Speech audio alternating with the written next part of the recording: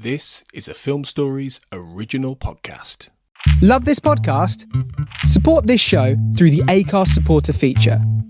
It's up to you how much you give, and there's no regular commitment. Just hit the link in the show description to support now. Hey, it's Mark Maron from WTF here to let you know that this podcast is brought to you by Progressive Insurance. And I'm sure the reason you're listening to this podcast right now is because you chose it.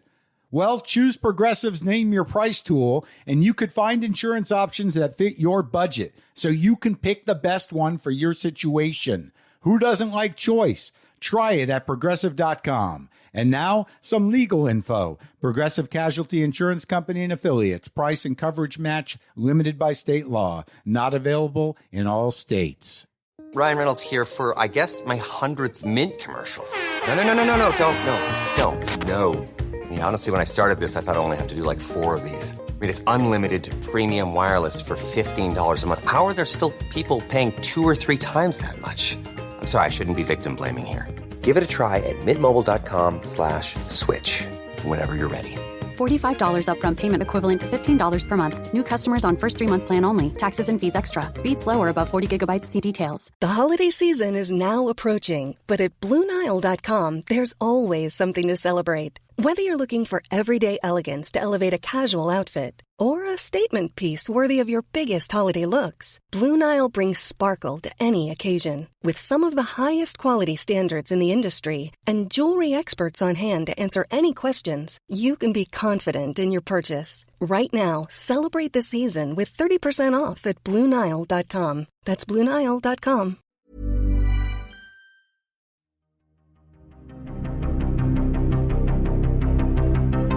This is Writers on Film, the only podcast dedicated to books on cinema.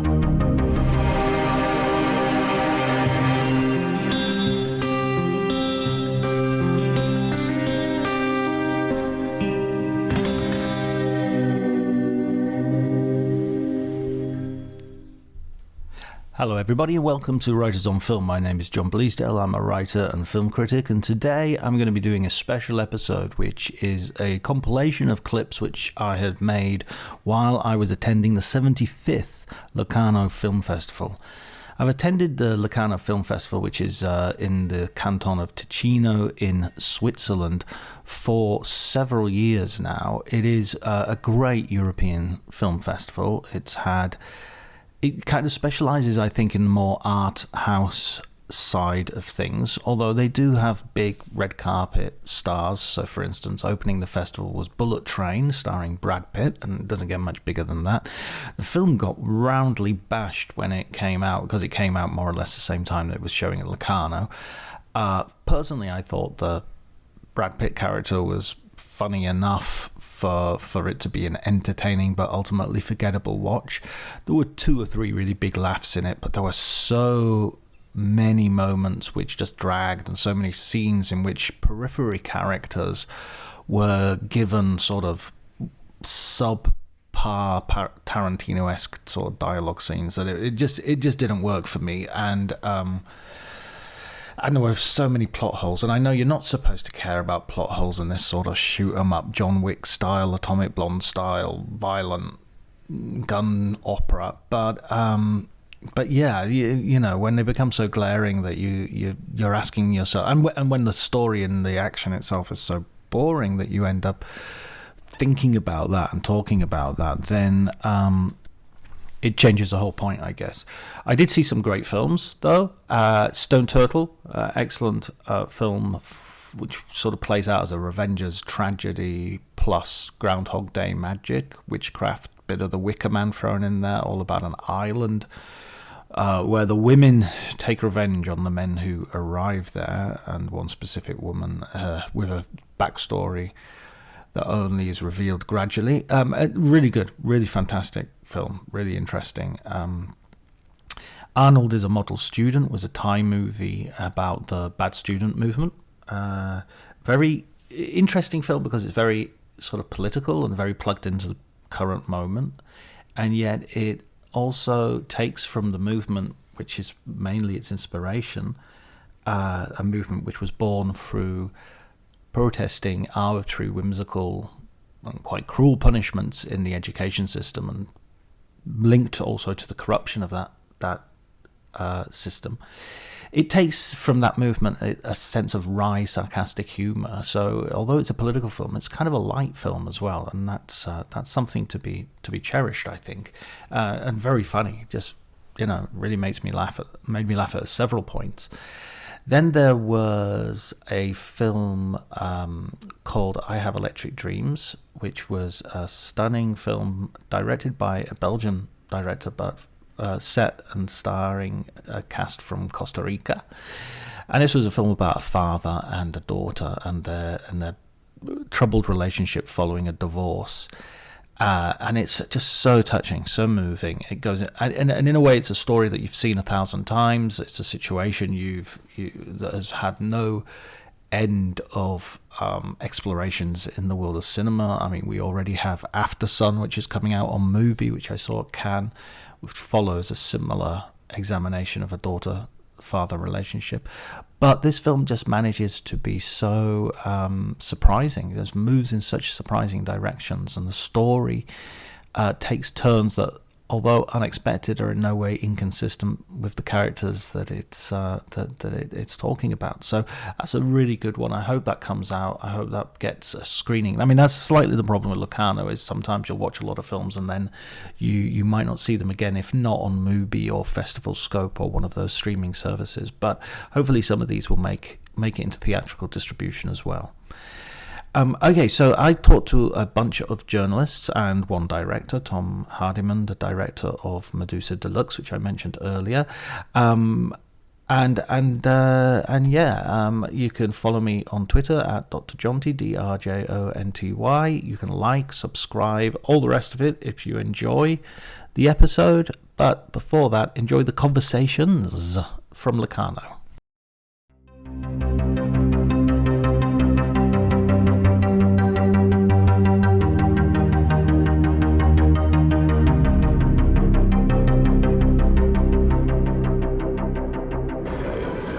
Hello, my name's John Bleasdale. I'm a writer and critic, and this is Writers on Film in Locarno. And here I am with Leonardo Goy. Hello, Leo. Hey, how you doing? Lovely to be here. Thank you for the invite.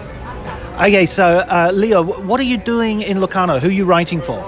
So I'm here with the film stage. This is my 5th year in Locarno. I was actually, believe it or not, Locarno is where my life changed, because back in 2017, when we still didn't know each other, I was invited to join the Critics Academy here, and it was truly a life-changing experience for me, because I met a number of people I work for and write for now, and including Mubi and the film stage, and now I'm here with them, really. It's the 5th year. I'm very, very happy, and looking forward to the films. It's only day 2, so...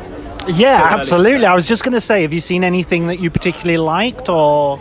I've only seen 3, John, so sorry. Okay. But there's one film in Cineasti del Presente which I really enjoyed, and that was Arnold is a model student, a Thai film, first feature by a director who's actually been part of the Directors Academy here.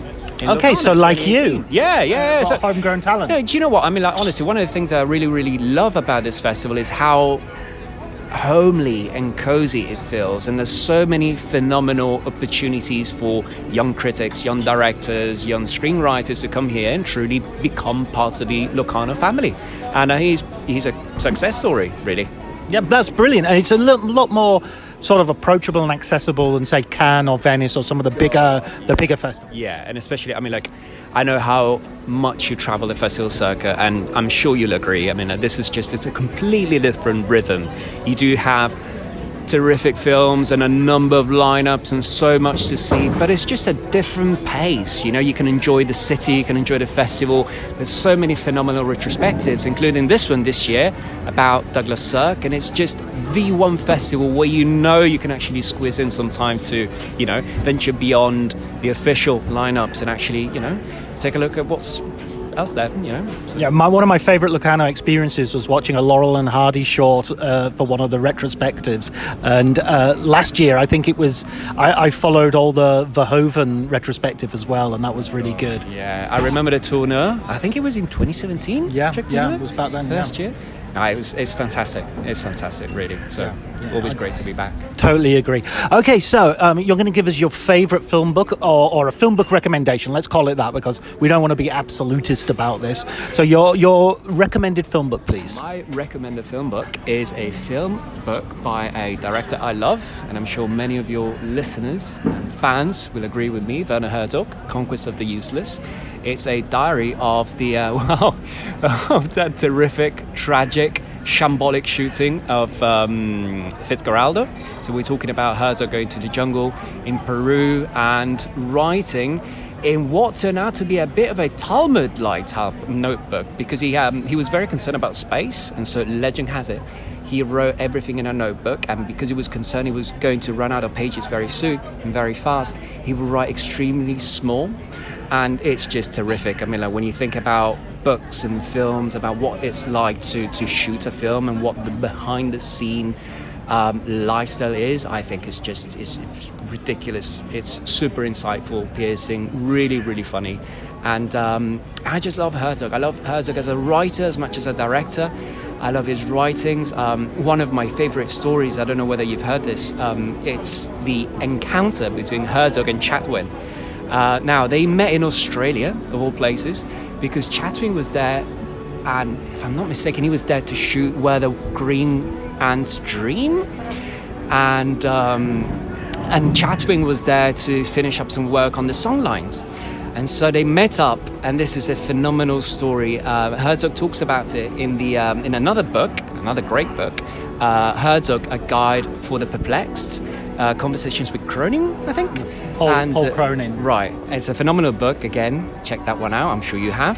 And it's just phenomenal. The two of them meet in this hotel room, and Herzog says, listen, for every... kind of like annoyingly, he's kind of annoyed about it, because for every story he had, Chatwin had 3. So, I mean, like, I'm so annoyed that there's no official record of what that encounter was like and all those stories they shared, but the two of them were phenomenal.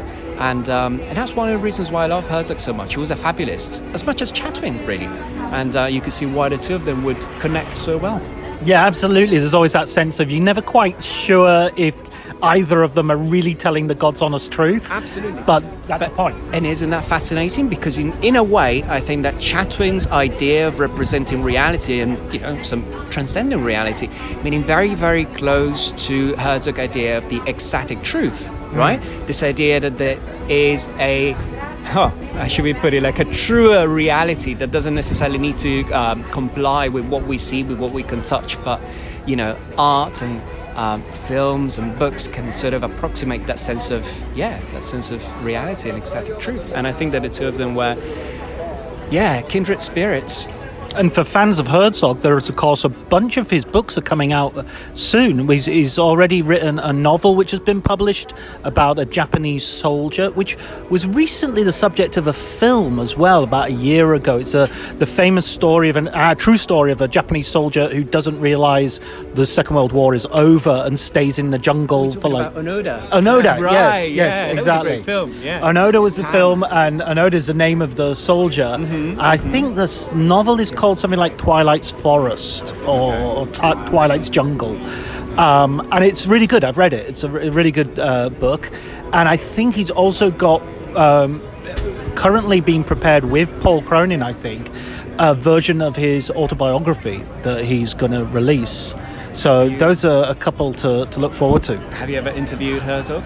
I met him in Cannes, and what was he like? He was amazing. He was at Meet Your Heroes kind of encounter, where where I asked him. I just said, you know, I'm very sorry to interrupt you, Mr. Herzog, but I wanted to express I'm a great fan of your work. And he said, "What are you doing here?" And I told him I was working and I was a scriptwriter and all this sort of stuff. He said, "Then you are not a fan. You are a colleague." That's a great, honestly, that's a great line. So I was absolutely made up. And he did say apropos our conversation, he did say that he thought his books would outlast his movies, which I thought was an interestingly, as you say, there was an ecstatic truth in there rather than the actual truth. Sure. No, I mean, and there's one book of his which I haven't read, but I would love to, and it is the chronicle of his journey on foot, talking about another Chatwin and Herzog connection there. Of course, They love traveling on foot. And from Munich to Paris. You aware of this? When there was a director, a very, very old lady who was essentially about to die, and he promised her that she would survive, and he traveled on foot from Munich to Paris, and by the time he got to Paris, of course, she was feeling better. I would love to read that too. There's so many great books by Herzog I haven't read, and I'm really, really dying to read. Yeah, no, absolutely. I totally agree. I just think he's a font of constant inspiration and ideas. And of course, anybody interested in Werner Herzog's Rehearsing the Unexpected by Paul Cronin, there's an episode with Paul Cronin in Writers on Film, so you can listen to that. Fantastic. I was about to ask you. You've talked to him. Oh yeah. Paul was a great guest. It's one of it's a fascinating episode. Absolutely fascinating. Right. I'll make sure to check it out. Yeah, thank you. Well, thank you, Leo, and hopefully we'll be seeing your writing from the festival and others. You will. Always a pleasure. Thank you, mate. Great. There you go. See how easy it is. No, it's brilliant. Thank you.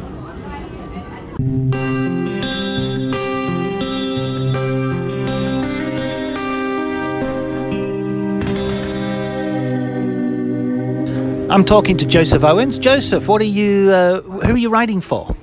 So this year at Locarno, I'm writing for We Love Cinema, 3 reviews for them, and I'm going to be writing a dispatch for Photogenie and perhaps a roundup for Cinema Year Zero. Cinema Year Zero, who's that? I've not heard So of that's a publication that is helmed by my friend Ben Flanagan and a guy called Tom Atkinson, and it's an online publication that's been going for 1 or 2 years now, and they are doing an issue next that is on something to do with revitalisation or coming back in some way, the return.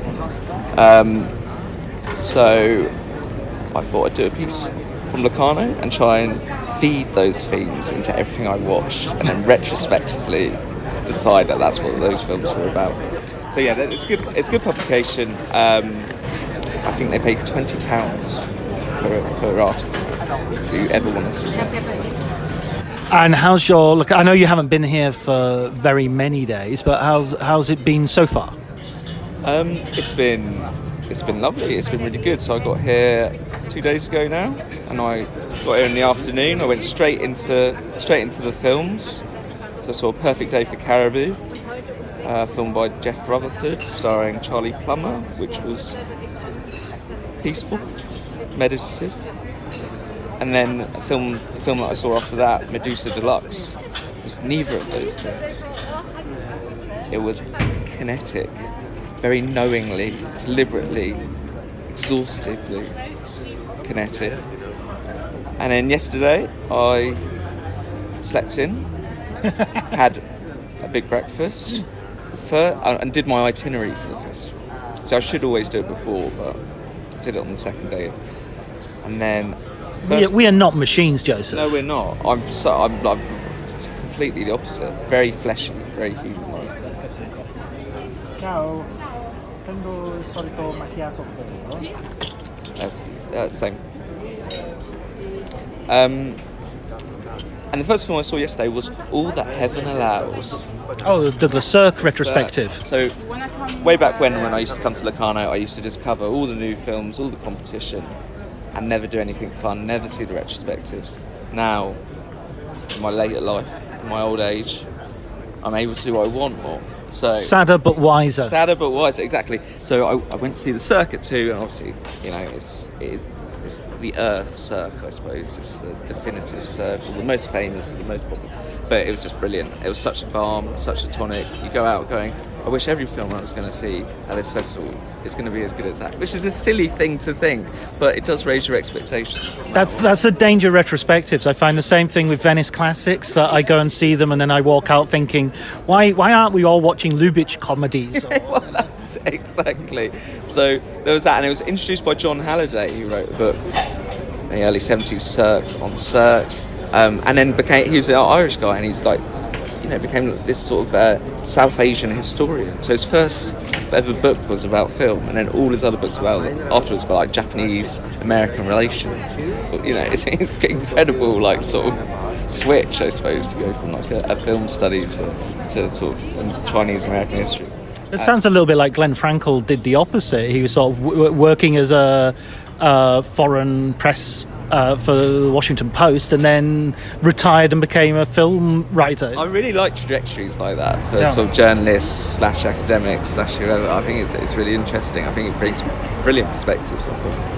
That kind of interdisciplinary sort of approach.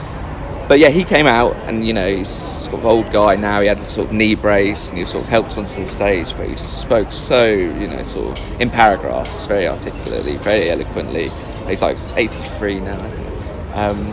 And yeah, so he introduced the film. Lovely bit of chat before his relationship with Cirque, his memories about the film, and then watched that. And then afterwards, went and saw Tommy Guns, which is the Portuguese film by Carlos Conceição. And that was interesting. A lot of people have been recommending it to me, you included. Guy, Jess, they all said it was quite good, and I thought it was okay. I thought there was interesting things about it. The thing that struck me the most was there's some stills in the film, and they kind of look like Caravaggio paintings. They have these, they've got a real sense of chiaroscuro and all that sort of thing, which, not hardly novel, but was striking at least. And that's a film, that starts off with this kind of, it's about Portuguese colonialism. It's about the year before Angolan independence, and it starts off very kind of ethnographically, and it's depicting, sort of communities in the wilderness as it's perceived by the kind of Portuguese, and then it focuses on these young men and the kind of, the usual things, the bursts of violence mixed with the kind of long spells of tedium and sort of simmering machismo. And then there's some sort of intriguing homoeroticism as it ever was. So there's some, and then it sort of develops in some sort of interesting way. Again, there's this sort of pockmarked by violence, so you never get too sort of comfortable with the sort of beautiful landscapes and sort of elements of nature.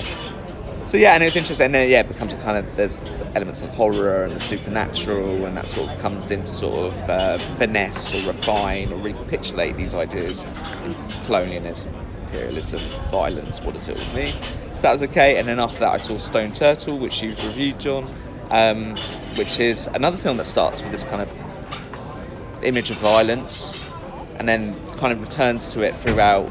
And the whole film really is about. It's a Indonesian film? Yeah, I think so. It's set in Malaysia. But I think it's a co-production. So the woman lives on this very sort of remote island, has to get the boat to the mainland often to do anything, in terms of... Hello. Grazie. Okay. So just, again, it's a film that uses different sort of genres and techniques to articulate a sort of violence, and then this film is much more male violence, specifically, or patriarchal violence, and that theme is returned to in different ways. And then this woman's response, there's a young child in it as well who she looks after, who she has a kind of slightly ambiguous relationship with, which is then revealed later in the film.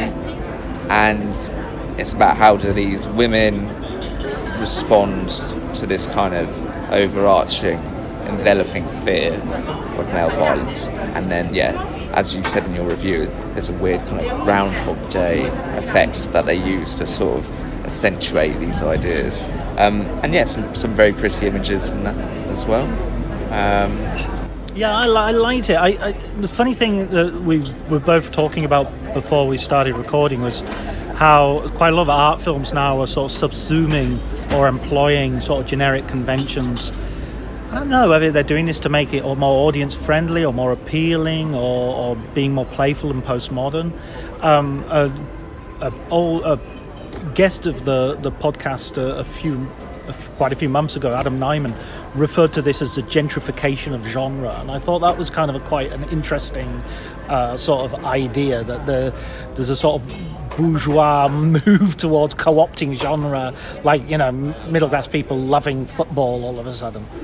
I mean, that's a lovely turn of phrase. So it must be true. It must be true. Yeah, if it's elegant, it's true. That's it.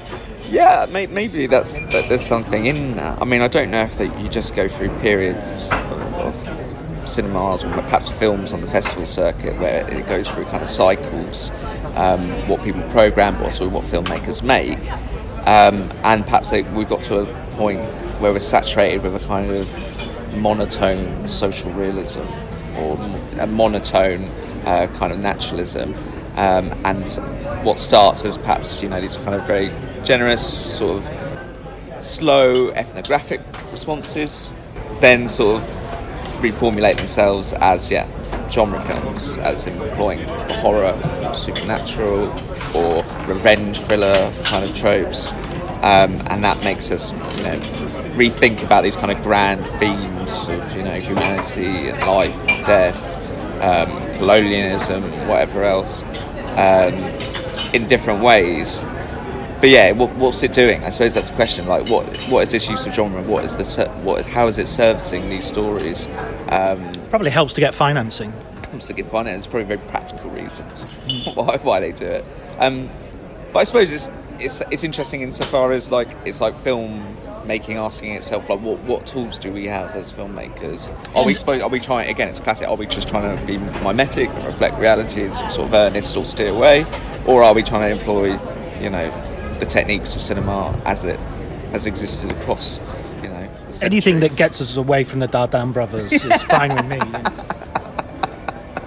Well, yeah, there hasn't been much of that I've seen here, for sure. There was a film called Saturn Bowling, which kind of dipped into that sort of realm, and it was just so awful. So I didn't it's like see my that. least favourite film of the festival. But it's got an interesting synopsis. So what was wrong with that film?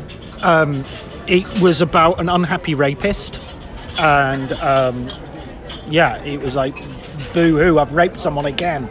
So I just found it. It was deplorably, as of many social realist films, it was actually really generic, and just didn't do genre very well. You know, policemen will have a radio conversation with dispatch, which is basically, you know, PC exposition comes on and tells us what to think of a certain character. So the film was, you know, so it's kind of got this very dubious politics, or this kind of dubious sort of, you know, desire to show a certain perspective, i.e. in this case the rapist perspective, by the sounds of it. But then I suppose that could be interesting. It could. Theoretically, it could. I think we've seen enough unhappy rapists in film for a while. It's not like they're, you know, won't somebody speak up for the unhappy rapist in society? But it sounds like there's a kind of incompetence there as well, a kind of lack of sort of nuance or kind of skill or a sort of trust in the audience, which then undermines any possibly interesting perspective it might have wanted to show. Yeah, and there are, I mean, I don't mean to be ungenerous, but there seem to be these hot topics that the buckets that you have, that you dip in your hand in, you pull it out, and it's suicide, or it's rape, or it's abortion. Sure. And I'm not entirely, again, this is being a little bit, it's a little bit of a bad faith argument, but I'm unsure that these people are really engaging in this stuff, rather than they're just thinking, well, this is something that will, just as we said with the genre, this will get me funding, you know. Sure. Well, I mean, on the subject of something like abortion, we've had some very good films over the past few years which now look intensely prescient, which weren't One Venice, The Happening, French film. Yeah, well, that's it, and there was Never, Rarely, Sometimes, Always. Superb film, And those films were good, and you sort of took them for granted for just being good on their own terms, but now they have a kind of political prescience, which is something different to films that are aware of abortion now being this incredibly central debate. I'm going to give you a counter argument, though. as great as those films are and as necessary as those films are, don't they rather don't they reproduce this constant paradigm in which we only talk about abortion as in how difficult it is, how it's often the solution to abuse, how where's the film about happy abortions? Where's the normalization of abortion as just a part of somebody's life, rather than sure. And for Juno is a very good example of this, where it deals with teenage pregnancy, and ultimately we don't have an abortion, we have somebody choosing to have the baby. Ryan Reynolds here from Mint Mobile. With the price of just about everything going up during inflation, we thought we'd bring our prices down. So to help us, we brought in a reverse auctioneer, which is apparently a thing. Mint Mobile Unlimited Premium Wireless. How to get 30, 30, bit to get 30, bit to get 20, 20, 20, bit to get 20, 20, bit to get 15, 15, 15, 15, just $15 a month? Sold! Give it a try at mintmobile.com/switch. $45 upfront payment equivalent to $15 per month. New customers on first 3-month plan only. Taxes and fees extra. Speed slower above 40 gigabytes. See detail. My dad works in B2B marketing. He came by my school for career day and said he was a big ROAS man. Then he told everyone how much he loved calculating his return on ad spend. My friends still laugh at me to this day. Not everyone gets B2B, but with LinkedIn, you'll be able to reach people who do. Get a $100 credit on your next ad campaign. Go to linkedin.com/results to claim your credit. That's linkedin.com/results. Terms and conditions apply. LinkedIn, the place to be, to be. And it's seen as this big, weighty question, rather than something that sometimes could just be, as I say, quite a common part of a lot of women's lives. Yeah, rather than, the climax of their whole existence. Exactly. And they're only defined by that abortion. It's as if queer cinema was stuck constantly going, oh God, it's terrible to be queer. Sure. It's that same without showing the kind of the multifaceted complexity of that kind of existence. Precisely. Listen to us guys talking about abortion. It's such authority. What I would say, as the counter, I suppose, is that those films that discuss abortion in that way, they're obviously it's about the abortion, the act itself, but what those films, through their sort of, the act of struggle and the act of what that's trying to reflect is more this kind of the structural, systemic stuff around abortion, which is impossible to detach from the act itself. So I suppose the way in which they show the kind of relentless misery is the kind of way in which abortion is, institutionalized, is controlled by state power. So I suppose that's why there's that tendency to make it seem like this anguished climax of everyone's lives, because it's like there is this kind of nefarious political power that holds, the judgment on whether people can or can't have it. But yeah, there's something to be said, even perhaps, not just as the subject of an interesting film or as something that could be, rendered in aesthetically interesting ways. There's just something to be said for the probably political potency of showing someone just having an abortion, it being like a kind of thing that improves their lives immeasurably, or it's just a part of their lives, and it's treated in a kind of perhaps more indifferent way than, in the same way in which the person having it feels when they have it. It's just like part of their lives. And treated with a kind of indifference. I suppose the problem is that it's very hard to be indifferent about it, given what's happened in America recently. It feels like every treatment needs a kind of harsh political potency. Insofar as it can... I guess my thing is, if culturally we've been a bit more open to different interpretations, we might not have the debate that we're having. Well, quite, and that's the political potency of them bringing it in now, that kind of sense. I mean, the French film that won at Cannes was a period film set in the early 60s, so it was actually about, look how the bad old days, and then it became a contemporary film that could easily have been set in Alabama or somewhere. Favourite or recommended film book, Joseph? Okay. Just a recommended film book. Doesn't have to be a favourite. No sight and sound top 10 anxiety here. Well, so first of all, get the caveats here. I'm unfortunately a literary scholar, so I deal mostly in literary books. But some film books that I have read bits of recently, never go so far as to read cover to cover, but I did get for Christmas Transcendental Style on Film, which is the Paul Schrader book. I had obviously it's quite seminal text. That's the word you probably use for it.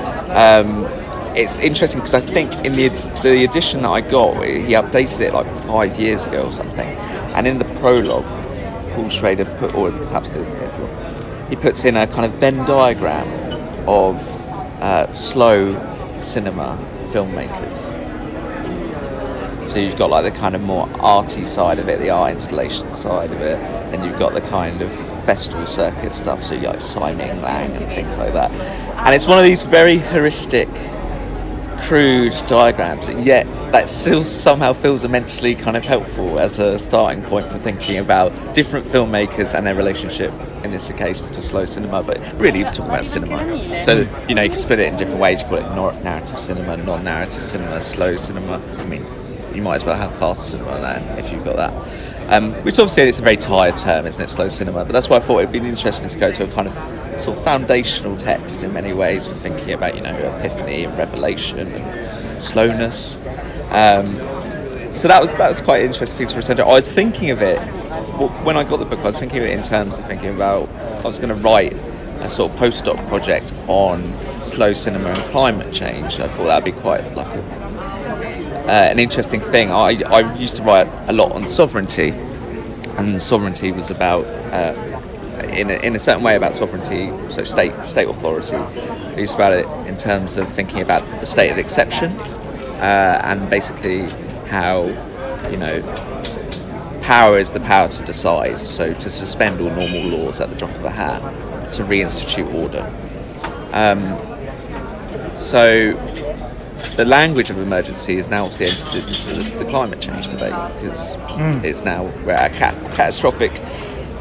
We're past the tipping point, probably. So climate emergency, state of emergency. It seems interesting to bring in the language of sovereignty into thinking about climate change, because obviously state authority is what holds a lot of the keys to solving any, you know, kind of climate catastrophe or climate emergency that's coming. So it's interesting to me to think about, you know, part of the reason that perhaps we've been slow to think about climate change in the past is that it's been something that's been gradual. It has been gradual. It doesn't feel gradual anymore. Not anymore. But no. It has felt gradual in the past.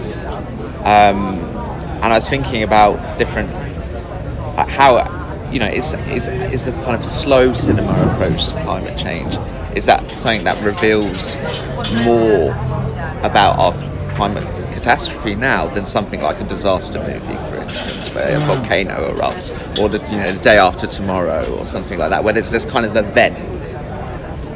You know, I feel like any cinema that's about the climate is always seeking the event, and perhaps we might think about that Don't Look Up, which is obviously the meteor is, you know, is the kind of supposedly the metaphor for the kind of climate catastrophe. But that's it. Cinema requires the event to articulate climate catastrophe or climate change. And I think maybe perhaps to recapitulate that, you think about it, you know, cinema without event. Like, what does that look like? Is it just, you know, cinematic depictions of just, you know, bucolic landscapes slowly deteriorating, or what does it look like, you know? And there's a few films that I was thinking about in terms of James Benning's 10 Skies, which had a book come out quite recently, so that's been sort of pulled back in. So Erica Balsam for Fireflies, that's what it is. So I was thinking about, is there different ways to depict climate change? And I remember BBC 4 several years ago used to do these kind of Lapland things. They used to have the kind of just show, you know, people trekking on their, you know, reindeer across Lapland for hours and hours and hours and hours, and it was like a BBC 4 slow series. And I thought it's interesting thinking about it as like a kind of TV project as well as a film project. Like, I'm thinking about like what's audience responses to that. How do they respond to how it deals with climate? Obviously, something like David Attenborough is like the genre, you know, go-to for most people when they think about nature and climate and everything else, and it's folded into one, which is quite a curious thing as well, because obviously they're interlinked, but it's just like, who's the guy we go to think about anything about the climate and nature? It's this guy, David Attenborough, with these very kind of, you know, masterfully shot and cut episodes of, you know, nature and animals and the climate. And it's like, is that a helpful way of thinking about climate change? I don't know. I think he's been very self-critical of saying, you know, my programs have contributed to a complacency, because they suggest the wild is still out there, and it's less and less true. Yeah, well, that's exactly it. So, to cut a long story short, I went to Paul Schrader for the for the answers to this, because mainly that helpful diagram made me look at all the filmmakers on it, from Simon Lang to James Benning to all these other people, and to go, what does that mode of filmmaking in all its multiplicity, because let's not pretend that they can all be bracketed in that simple way, sure. But to use that heuristic of these types of filmmakers who use images and long takes, and we can try and sort of itemize it, but it's a kind of aesthetic approach, isn't it? And what that could offer, perhaps thinking about sovereignty, thinking about climate change. So Paul Schrader's transcendental style on film. And the other thing that I read recently was a short chapter by Christian Metz, who is this legendary film theorist who I kind of didn't really know much about, and he had something very interesting about watching films like bracket syntagmus, like the kind of grammar of film. And as a literary student, anything that talks about the grammar of things kind of perhaps catches my eye, but without really totally fully understanding it, I thought it was just a very interesting way to think about the way in which image selection, shot selection, sequencing, how that works, what that does to the viewer, what that does to an audience, how that makes us perceive images. Very theoretical, but very interesting. So do check that out. So Christian Metz, bracket syntagmus. Brilliant. Well, thank you very much, Joseph, and I hope you have a great enjoy the rest of your festival. Oh, I will indeed. Thanks so much for having me, John. Super duper. I'm going to keep in all the stuff about the coffee as well. Yes, that's a lovely sort of naturalistic.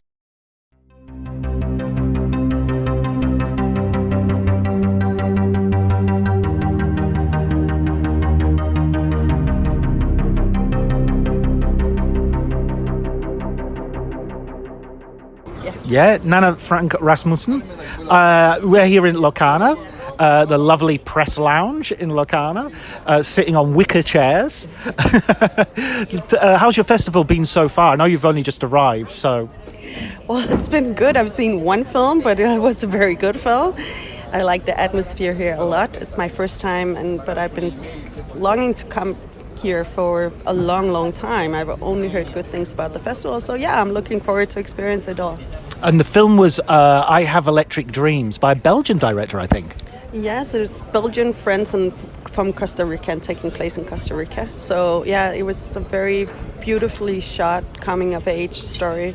Very loyal to the characters, and yeah, beautiful first film. Yeah, a good way of breaking into the festival. Exactly. Excellent. And who do you write for now? I write for a Danish daily newspaper called Politiken. The best newspaper in Denmark, of course.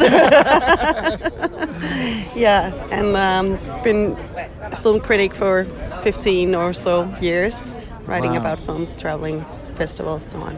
And you were saying earlier that you have a good relationship with your readers. There's a lot of back and forth interactivity with them, yeah? Yeah, I mean, especially now that I switched to Politiken a couple of years ago, and my readers or the readers of the newspaper, they have opinions on what is written, and they're educated and mostly well-mannered people. Not all of them, but... What's the most controversial subject of recent times? I would say, well, I've always been a feminist, and I've not been shy to write about feminist issues, and of course that rubs people the wrong way, some people. But so yeah, I've had comments on that. Being a woman writing about films also could be controversial. Some years ago, at least. Now it's not so much. But and then if you talk about animals, oh really? People would react on that. Yeah. Oh, but animals is a hot button subject. But don't talk shite about animals. Then you'll Well, there's a Netflix program called "Don't Fuck with Cats." Yeah, exactly. Well, and I'm a cat lady, so I definitely sympathize with that. But it's just funny that there are certain subjects you should be careful about. It's the royal family in Denmark. Mm-hmm. You shouldn't criticize those people, and then of course animal welfare is a tricky topic. Right. Okay. I'll be sure next time I'm pitching to a Danish publication to not include my aren't the Danish royal family as thick as dogs headline. No, I think you could have some fans if you did that as well. Okay, I wanted to ask you a recommended book for our readers, our listeners. Damn it! I mean, well, your readers. If you're listening to a podcast called Writers on Film, I'm guessing your readers as well. Yeah. So the book I want to mention is Fritz Lang biography by Lotte Eisner that I read many years ago, but it was just really an eye-opener on how to write about films, both academically but also in a way that everybody could read it and get something out of it. And I found it very interesting, and it was a page turner. Right. Yeah, which I really enjoy because lots of books and films can be either too many anecdotes or too loose in a way and not so clever maybe. And then on the other hand, you find the very academic work, which can be hard to get through if you're not an academic. So I like the middle ground, when you find the middle ground there and you combine. Some sort of formal sort of structure, but no mentions of Deleuze. Well, I don't mind mentioning of Deleuze, but not 3 chapters on Deleuze. Right. Maybe. Yeah. So it's not an academic bashing. I'm not doing that, but I just like it when you can put all your knowledge into a book.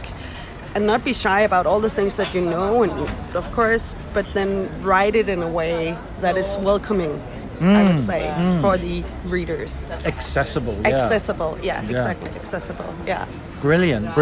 And amongst sort of writers, because you said you're working for this daily newspaper, and are there any sort of journalists who you've also sort of been followed or read even before you became a journalist that inspired you?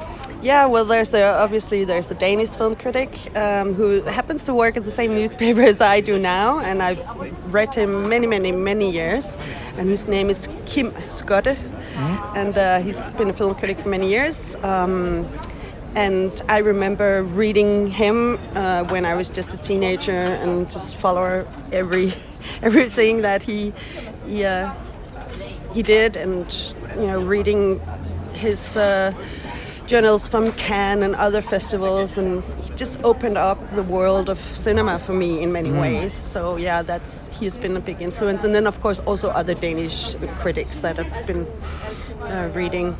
And then nowadays I would say I always have this pleasure of looking up what Peter Bradshaw thought of a film from The Guardian. Because sometimes I really agree and sometimes I really disagree, and I like that. I feel like I have a dialogue with him sometimes. Yeah. I'm not stalking you, Peter Bradshaw.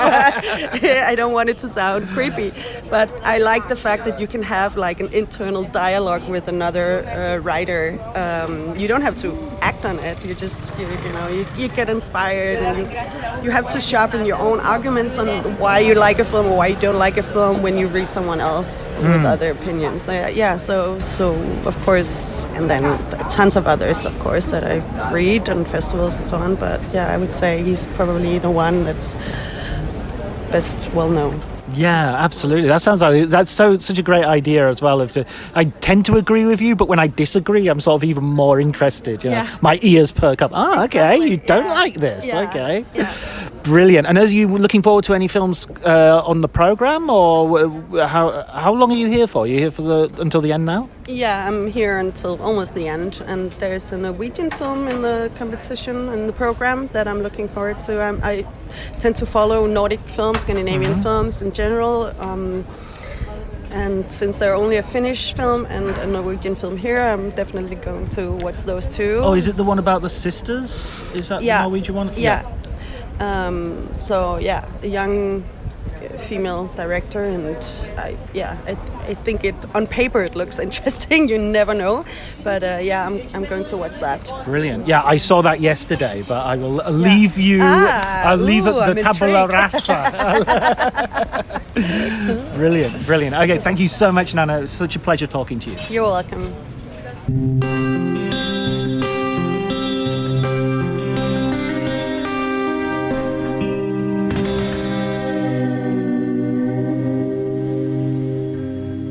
Tom Hardiman. Thank you for speaking to me. We're at the Locarno Film Festival. We're actually in a quiet place for once, which is really good.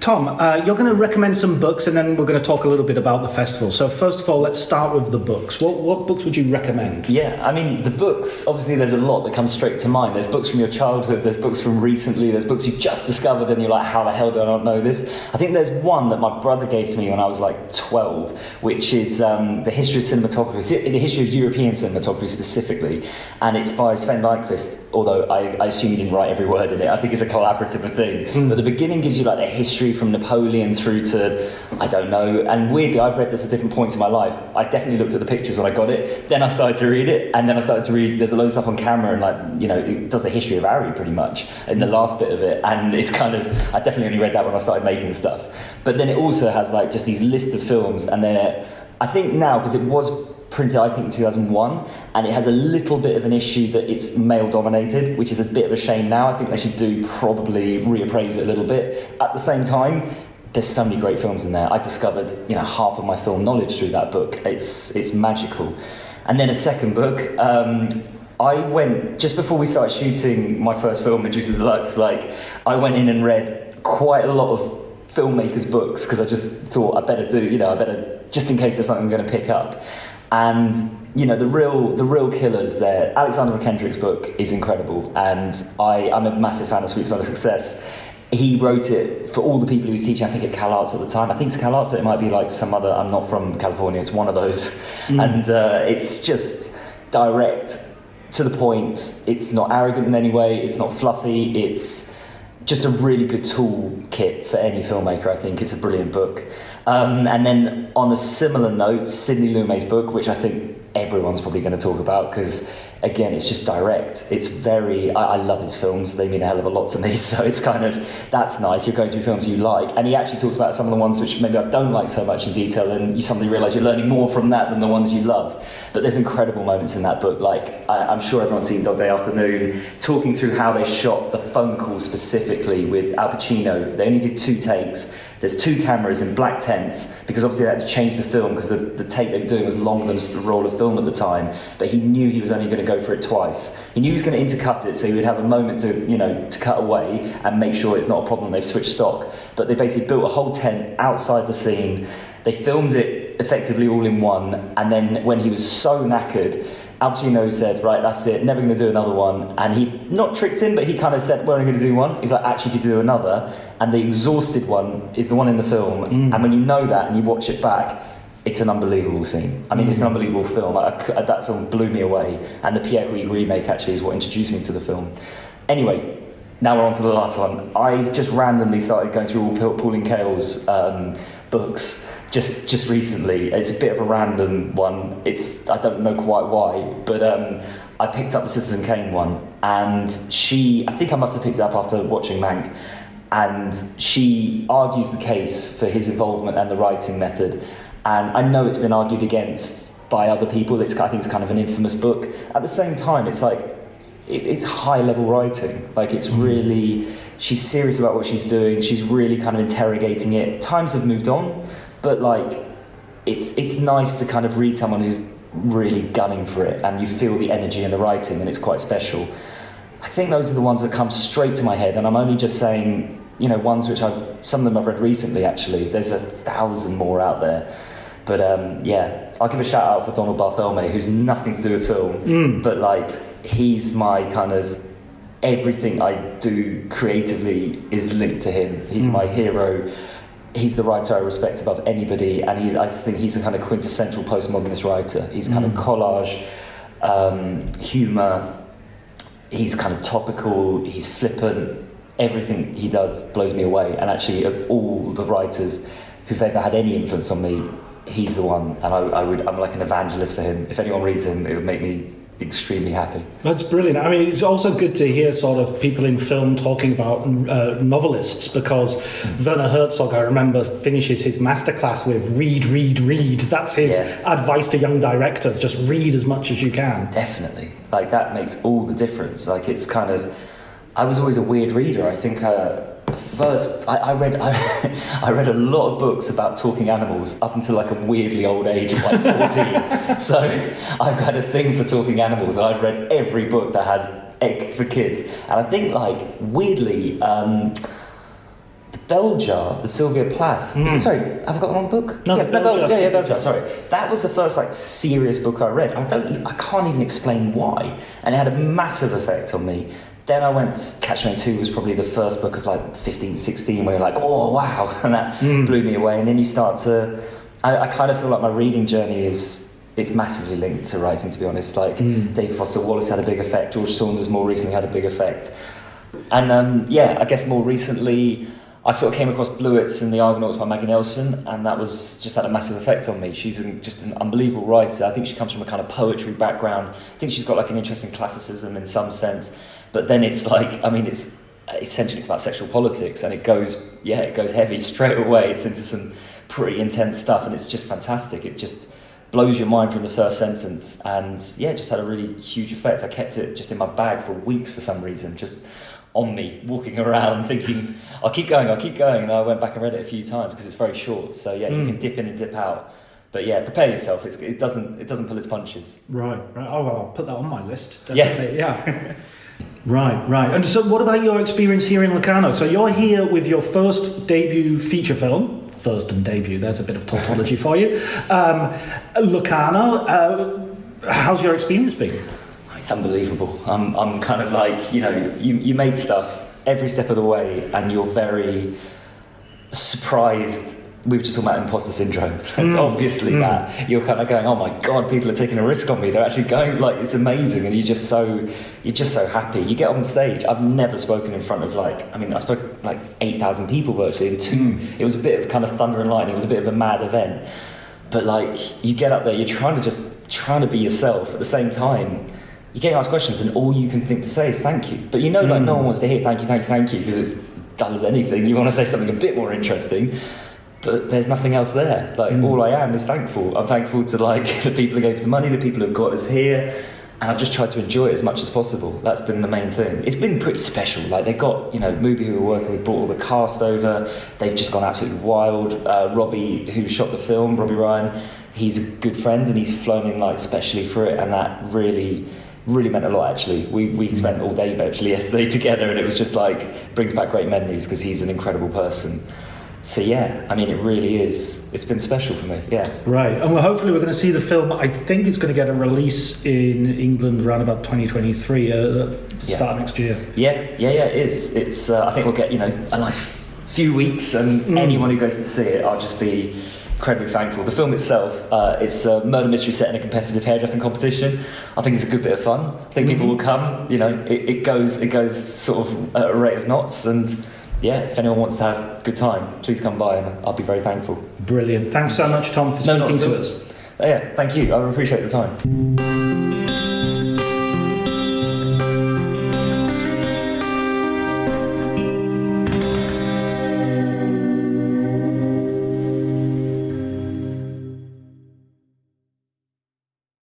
So that was my Locarno trip and my Locarno special. I hope you enjoyed it. I certainly had a great time at the festival. I always enjoy Locarno. It's got a beautiful vibe. It's really well run. The people are all great there. Next week I will be going to Sarajevo Film Festival, so hopefully I'll produce another similar episode while I'm away. And then it's going to be on to Venice. So it's going to be a bit of a jam-packed, festival-strewn series of podcasts coming up. But hopefully I'll also get the opportunity to interview some writers along the way. And if not, I'll just take a break until I have enough interviews to continue. Thanks so much for listening. Thanks to all my guests, also to Ali Harwood for the art, Elliot Atkins for the music, and thanks most of all to you, the listener.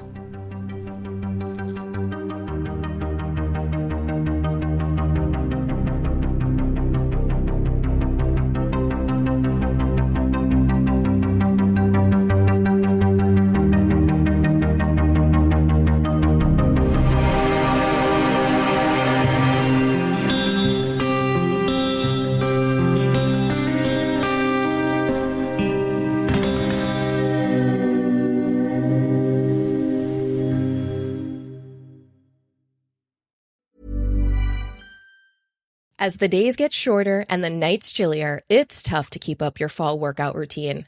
Thankfully, there's Alo Moves, the app that brings workouts and wellness to the comfort of your home. Join alomoves.com with code ACAST for a 30-day free trial and 20% off an annual membership. From yoga and Pilates to sound baths and meditations, Alo Moves has it all, with classes made to fit every schedule. Find your perfect wellness routine anytime and anywhere with code ACAST at alomoves.com. 1-800-Flowers.com knows that a gift is never just a gift. A gift is an expression of everything you feel and helps build more meaningful relationships. 1-800-Flowers takes the pressure off by helping you navigate life's important moments by making it simple to find the perfect gift. From flowers and cookies to cake and chocolate, 1-800-Flowers helps guide you in finding the right gift to say how you feel. To learn more, visit 1-800-Flowers.com/ACAST. That's 1-800-Flowers.com/ACAST. My dad works in B2B marketing. He came by my school for career day and said he was a big ROAS man. Then he told everyone how much he loved calculating his return on ad spend. My friends still laugh at me to this day. Not everyone gets B2B, but with LinkedIn, you'll be able to reach people who do. Get a $100 credit on your next ad campaign. Go to linkedin.com/results to claim your credit. That's linkedin.com/results. Terms and conditions apply. LinkedIn, the place to be, to be.